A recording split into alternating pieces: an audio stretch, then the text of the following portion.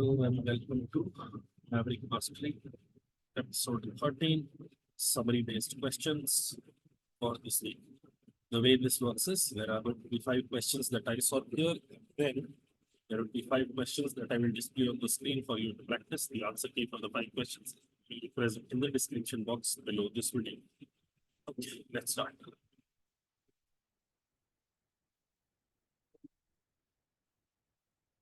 This question. The CMIE, which conducts one of the world's largest continuous surveys to track household incomes, expenses, and assets, reckons that 70 million jobs lost at the peak of lockdown in April have returned. This mainly because of the resumption of some economic activity and bumper harvest that has not only helped absorb a large workforce, but also created extra jobs on farms. So around 70 million jobs have come back that were lost at the peak of lockdown in April. They have come back. And this is on account of resumption of some economic activity and bumper harvest that has helped absorb a large workforce, but also created extra jobs on farms. The nationwide rural jobs guarantee program has also helped. That's where the good news appears to end. Some 19 million salaried formal economy jobs have been lost after the lockdown, estimates the CMIE. Those aged 15 to 24 are the hardest hit. Okay. So the important points of the paragraph are there is a CMIE survey. Around 70 million jobs that were lost at the peak of lockdown in April have come back. This is on account of resumption of economic activity and also new jobs being created in the farm sector. Although that is where the good news appears to end. 19 million jobs have been lost in formal jobs, and around the people in the age range of 15 to 24 are the hardest. These are the important points. Now, when we look at the options, we should be looking at whichever option covers most of these points should be the one that gets preferred. Option 1. CMIE gives a grim picture on the employment with 70 million jobs created after the lockdown. Okay. Grim picture seems to be a little wrong because there was good news and there was bad news. Both were there. But okay, 70 million jobs created after the lockdown. Not really. 70 million jobs were regained. Mainly in the farm sector, not necessarily. 70 million jobs have been lost. It has been boosted by extra jobs in the farm sector, not that the jobs were created mainly in the farm sector. And also a grim news that 19 million salaried jobs in the formal economy have been lost. This part is fine. The youth aged 15 to 24 have been harvested. This part is also fine. So in option A, there are 2 challenges that we can have. One grim picture and one mainly in the farm sector. Both these points are not accurate as per the passage given. A CMIE survey reveals a mixed picture after the lockdown of large job gains in agricultural sector and substantial job losses in the formal sector, with youth aged 15 to 24 being most affected. Mixed picture is an improvement upon option A, and large job gains in the agricultural sector. After the lockdown of large job gains in the agricultural sector, can perhaps be challenging because this said resumption of some economic activity and the bumper harvest. So bumper harvest has contributed, that has helped absorb a large workforce, but the job gains were limited to agricultural sector. Seems a little odd. Yet between A and B, B as an option survives because it is better than A. Mixed picture, agricultural sector, both of them have similar challenges with the second point. Substantial job losses in the formal sector, so mentioned in option A, and 15 to 24 being affected the most, also being mentioned in option A. Between B and A, B survives. Okay, next. The good news is that there were large gains in rural employment because of nationwide rural jobs guarantee program. And the bad news is there were substantial job losses in the formal sector. Okay. The question now the statement is again distorted because Large gains in the rural employment, not necessarily. Nothing with regards to rural employment has been mentioned. It has been mentioned large count of people have come back to jobs because of uh, resumption of some economic activity and a bumper harvest. This does not necessarily translate into rural employment. And the bad news is that there were substantial job losses in the formal sector. While this portion is correct, this option misses out on a lot of important points with regards to 15 to 24 being most affected, 19 million jobs have been lost. So between B and C, fairly the same problem, pretty much the same problem. Large job gains in the agricultural sector, large gains in the rural employment. But B has more points that should be a part of the summary. Therefore, between B and C, B survives. Option D.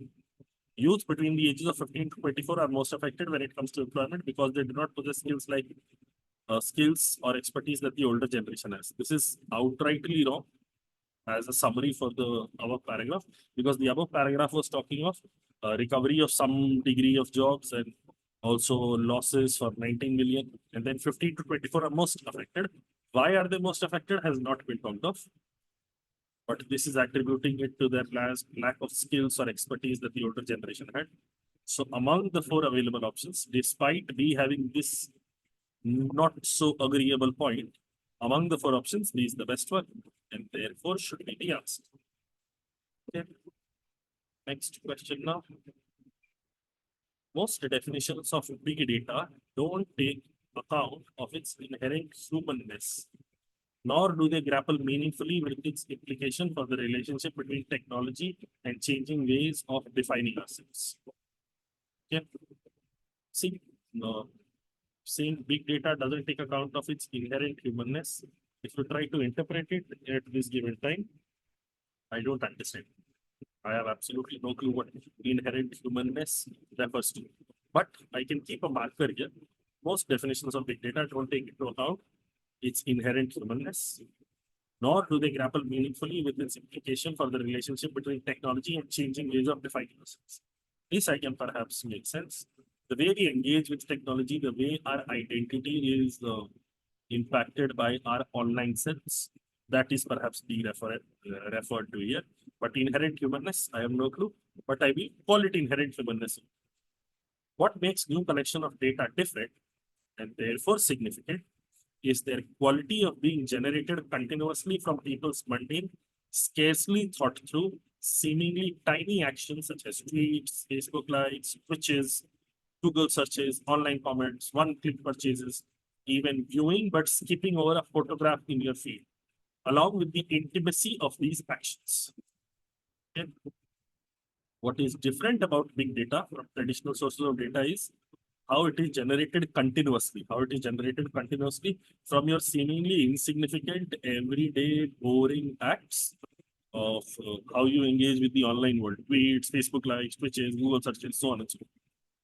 They are faint images of me, lending ghostly new life, the fruits of algorithmic processing. Algorithmic processing would, of course, refer to how big data is being processed. Faint images, basically faint images of individuals whose data is being collected by big data, and then they give you a faint outline of who and what the person is and should be. Okay. So let's go. If I talk of the important, big data does not take into account the inherent humanness or the way or the new way in which individuals are being defined. What makes big data different is how it continuously collects data from seemingly insignificant online activities we engage in. And these seemingly insignificant online activities create a faint image of the individual uh, after processing of the big data. Okay, let's see what the options are. Most definitions of big data do not take into account the human aspects of people's actions in various social media platforms. I can perhaps agree with do not take into account human aspects of people's actions in various social media platforms. See, human aspects of people actions, up until there, I'll understand because I don't know inherent humanness. But This part is absolutely wrong because option A claims they do not take into account uh, the human aspects of people actions in various social media platforms. But the passage talks of there's seemingly tiny actions such as tweets, Facebook likes, Twitches, Google searches, online comments, so on and so forth. This is what big data is processing. So A seems like contrary to what is given in the passage itself. Option B, most definitions of big data don't take account of its inherent humanness. Okay. And what makes new data collection different is that they are taken from people's social media activities. Between A and B, I would say B survives. I would say B survives because inherent humanness aspect is mentioned and it is taken from people's social media lives, social media activities. This is also true. Option C. Most definitions of big data do not take into account the human aspects. But what makes new data collection different is that it is taken from people's social media activities in a continuous manner. Now, see, between B and C, the only difference is there is an added phrase of in a continuous manner. And is this important when it comes to defining big data? Very much so. Quality of being generated continuously was important. So between B and C, while B is not wrong, C is more comprehensive in nature. And therefore, between B and C, C survives. Now C versus D. People's activity in social media platforms such as tweets, Facebook likes, Google searches are included in new data collections, and this information is being generated continuously. Okay, wonderful. Option D, the biggest challenge with option D is it does not even mention big data. It does not even mention big data when this paragraph is entirely about big data. People's activity on social media platforms such as tweets, Facebook likes, blah, blah, blah, are included in new data collections. Yes. But the fact that this is different from your traditional data collection, that is not highlighted. And this information is being generated continuously is also true. But then this is not a summary of this paragraph. These are two separate statements that you can infer from the paragraph. But then this is not a summary of the paragraph because again, big data is missing from the statement altogether. This also goes away. The correct answer to this question has to be option C. Next question now. The US Department of Defense has gradually been pulled deeper into the nation's culture wars since launching diversity, inclusion, and equity initiatives, DEI. But here it is DIE. Okay? Diversity, inclusion, and equity initiatives this year to recruit and retain more women and people of color. Okay? US DoD has gradually been pulled deeper into nation's culture wars since launching DEI programs to recruit and retain more women and people of color. The efforts have drawn fire, particularly the efforts have drawn criticism, particularly from Republican lawmakers and conservative pundits who say the efforts are counterproductive, sowing unnecessary discord and division. Okay. Conservative Fox News host Tucker Carlson blasted military recommended reading on racism and the concept of white privilege as poisonous and embarrassingly stupid.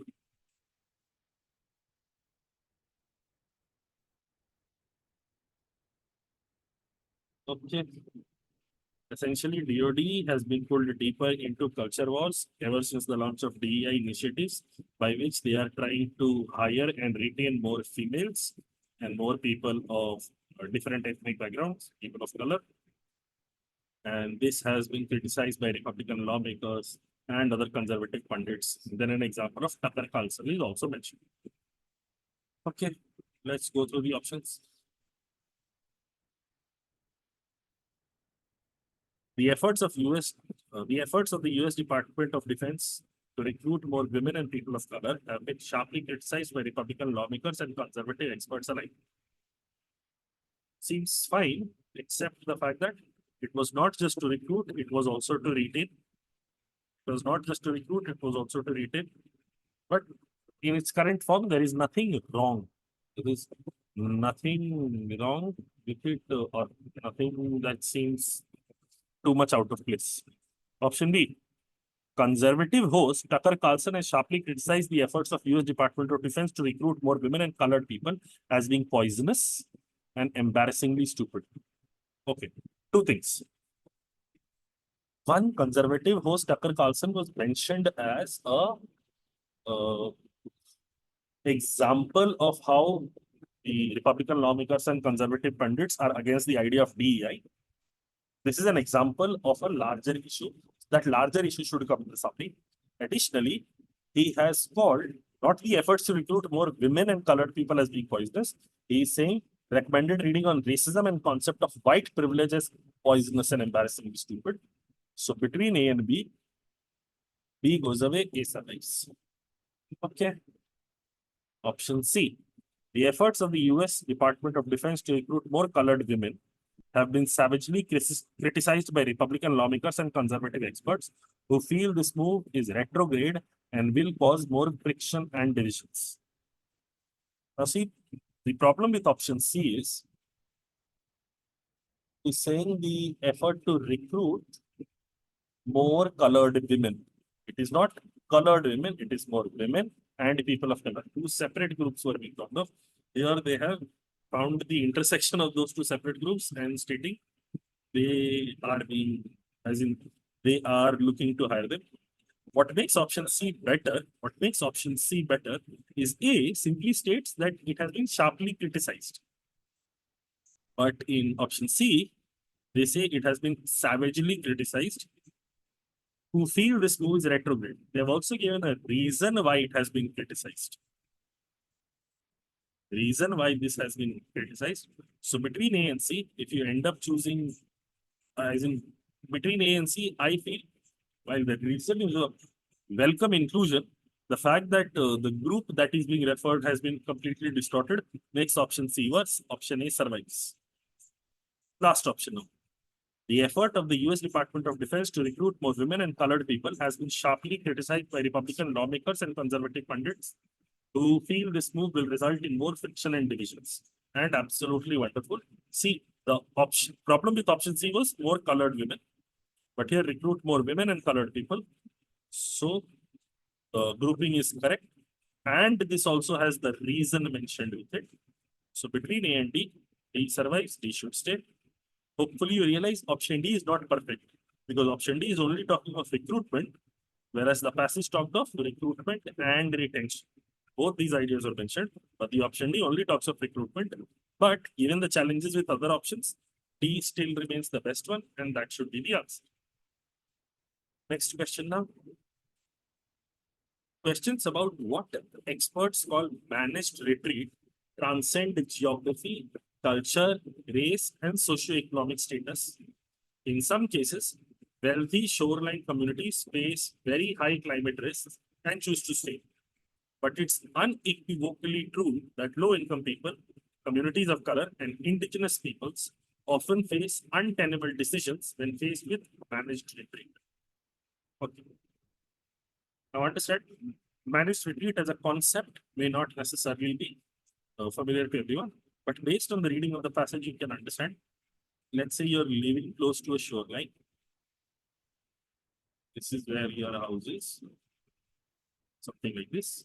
Now, given the global warming and the climate change, the shoreline is extending. It is moving forward, which will put the construction of these houses, the structural integrity of these houses under threat, and therefore you would have to take the houses back. You would have to push them back, and that is what is being referenced here as managed retreat.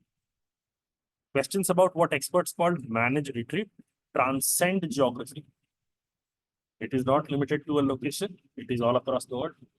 Culture, race, and socioeconomic status.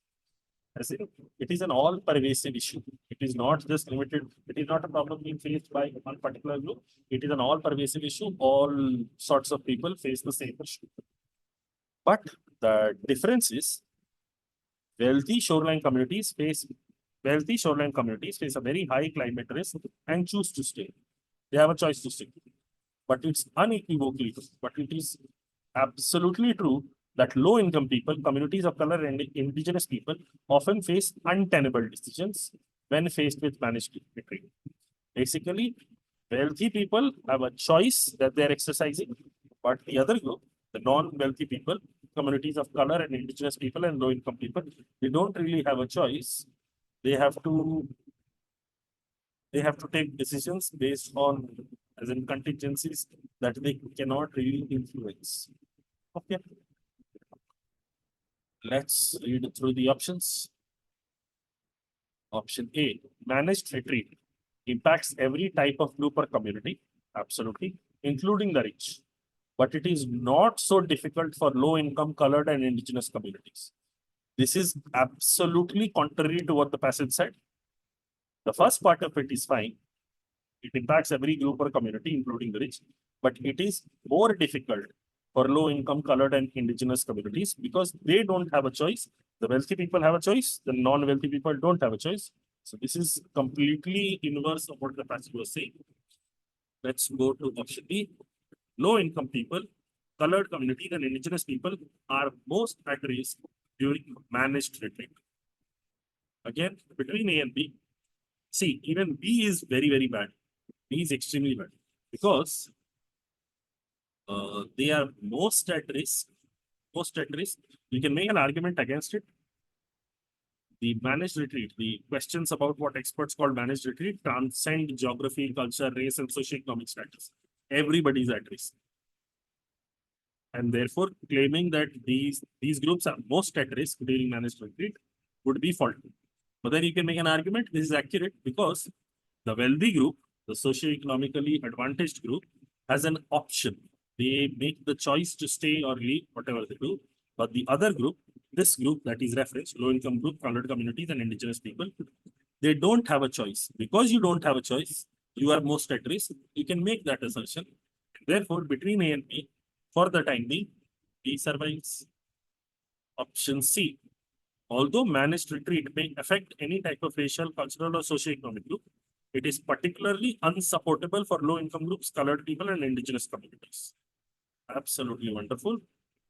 Between B and C, C seems better because managed retreat may affect any type of racial, cultural, or socioeconomic group. It transcends geography, culture, race, and economics, socioeconomic status. That aspect of the passage is highlighted better in C. Second part is pretty much in line with what B is saying. So C survives. C not only has the portion that B states, it adds to it. Last, while the rich with the resources can opt to stay in the face of an environmental crisis, the poorer communities have no choice but to leave their homes for safer places.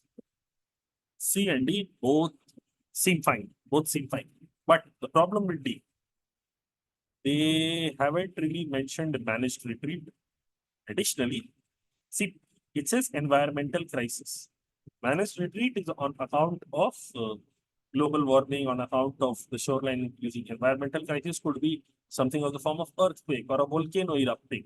All those other natural disasters can potentially be included within environmental crisis. Additionally, the rich with the resources can opt to stay. This is a very, very, if environmental crisis was only limited to why managed retreat happens, then perhaps this is a good point. But the bigger point that the passage is trying to make is, of course, everyone faces the same issue. The wealthy have this option, the non-wealthy don't have this option. Everyone faces this issue. It's not being mentioned in option D. And C is mentioning, although managed retreat may affect any type of racial, cultural, or socio-economic. Between the two of them, D has the portion that talks of how rich people have the option. C does not mention that, but C mentions the fact that it is a problem that is pervasive. Everybody is affected by that problem. Between the two of them, the more important point is the fact that everyone is affected by this problem. Therefore, between the two of them, C is better. He is not wrong, but the fact that it may affect any type of racial, cultural, socio-economic group is mentioned in C makes option C better, and that should be the answer to this question. Next question now. The Chinese Communist Party, CCP, will trumpet its own version of history as it celebrates its centenary. I know centenary means the 100-year anniversary. So it celebrates its centenary on Thursday. And I don't know the correct pronunciation, centenary, but I'm calling it centenary for the time being. and remind its citizens that the world of its centrality to China's lofty economic and global aspirations in the decades ahead. So CCP will trumpets its own version of history, which is to say, see, one of the wonderful things about history is stated that history is written by winners. So whoever wins, whoever is in control, that person distorts history to suit their purposes. And therefore, they will have their own version of history, which may not be fully accurate. That is what is being implied. And it will remind the citizens and the world of its importance, of its centrality to China's lofty economic and global aspirations in the decades ahead. The future, how CCP is important for China to achieve the state of supremacy it plans to get to. It rules with a swagger about its accomplishments and a grand narrative about the future. And yet, also with a repression and prickliness that are more consistent with the state of siege. This is author's opinion on the issue. CCP rules with the swagger. Oh, we have done this, we have done that, we are so great, we have helped China, we have helped put China on the map, we have set the stage for it on a global level, all those wonderful things. Yet, it is also very, very prickly, getting affected quickly by opposition. So, yet also with the repression and prickliness that are more consistent with the state of siege. Any dissent, any voice of dissent is shut down very quickly. That is being referenced here.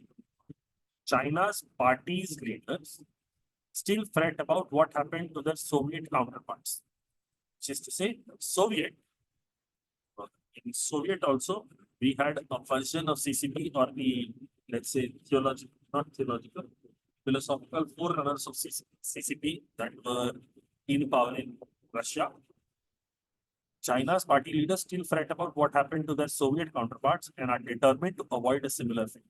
So Russia was also ruled by communists and socialists similar to CCP back in the day, and they are looking to avoid a similar fate. Here, general understanding of the real world, the end of the Cold War, that would perhaps be helpful. But to the extent it is mentioned in the passage, you can understand. They want to avoid a similar fate. What happened to their philosophical counterparts in Russia? Their power must have been eroded, and these people don't want their power to erode.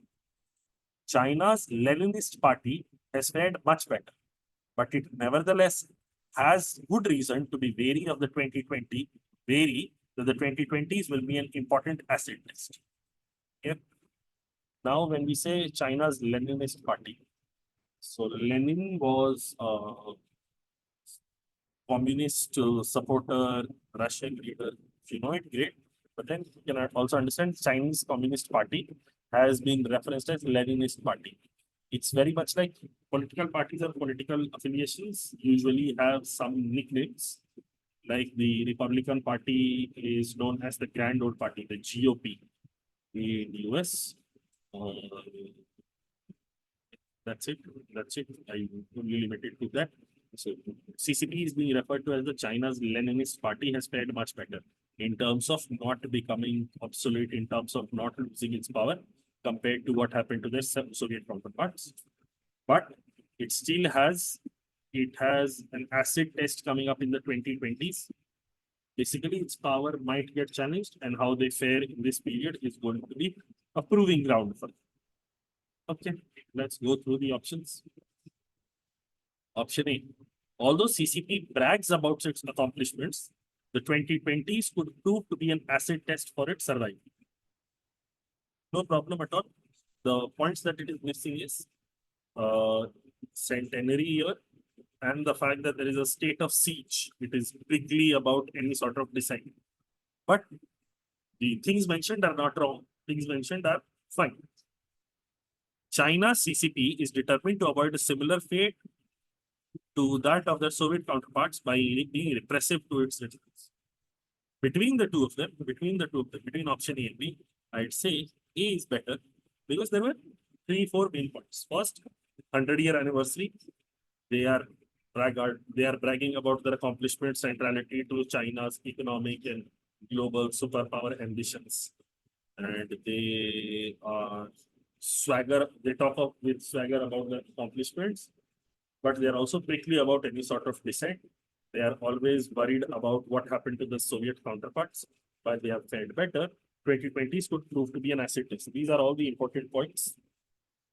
So now, given that this is only talking of how they have maintained a state of siege repressive to its citizens, and completely miss the point on CCP also being responsible for economic accomplishments of the Chinese state. Between A and B, B survives. Option C. Although the repressive CCP brags about its accomplishments and grand vision for the future, the 2020s could prove to be a stern test for it. Right now, the fight is between A and C. Now, see, it is pretty much the same option. It's pretty much the same option, except this word adds more value to option C. In option A, we have absolutely nothing indicating that CCP is doing something wrong. CCP is clamping down on dissent. But option C gives us that perspective also, slightly more than A. Although the repressive CCP brags about its accomplishments, repressive CCP brags about its accomplishment, and has a grand vision for the future. 2020s could prove to be a strong test for it. 2020s could prove to be an acid test for its survival. Between A and C, C is better, C survives. Now the fight is C and D. The CCP always reminds its citizens and the world about its accomplishments. Always seems a little odd, because right now we were talking of a very particular 100-year anniversary, although the 2020s may well mark its downfall. Again, may well mark its downfall was not the idea stated. The idea stated was it is going to be a stern test. Additionally, again, the fact that CCP is clamping down on dissent from its citizens of the country, that idea is not coming through in D. So between C and D, D has far more problems. C survives. Although hopefully you realize option C. My biggest challenge would be for summary. I would most definitely include the fact that it is the 100-year anniversary. That is not mentioned in any option. So, okay, C survives. C should be the answer. And that is all the questions that I'm going to solve. Hopefully you learned something. Hopefully you understood the questions. Now I will display the 5 questions that I expect you to practice, and the answer key will be present in the description. First question. Second question.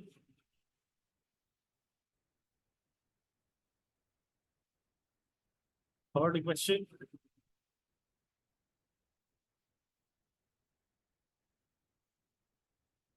Fourth question.